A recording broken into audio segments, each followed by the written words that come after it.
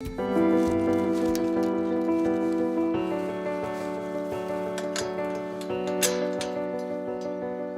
voyez, on s'est donné rendez-vous pile poil au lever du soleil. C'est le matin et le soir, c'est là où l'atmosphère est le plus stable. On a ce qu'on appelle pas de thermique.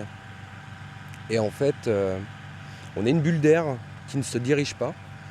Et dans la journée, le soleil chauffe et cette bulle d'air, on ne la contrôle plus. Donc c'est pour ça qu'il faut vraiment décoller assez tôt le matin et le soir 2 heures à peu près avant le coucher.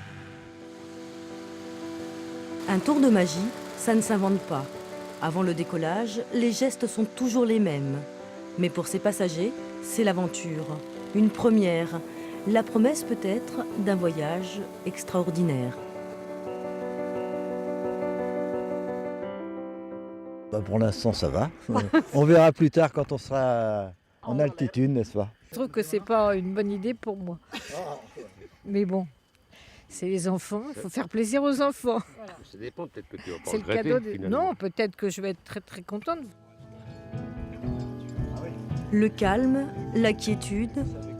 Lentement, le ballon se hisse au-dessus de la cime des arbres et livre un paysage, un panorama grandiose. Ça fait 10 ans que je vole sur la Loire, de Nantes à Saumur. La Loire est beaucoup plus prononcée et un peu plus sauvage sur le secteur de Nantais, le pays d'Ancenis. Après, on a ici une Loire qui laisse apparaître beaucoup plus de bancs de sable. Elle est un peu plus large.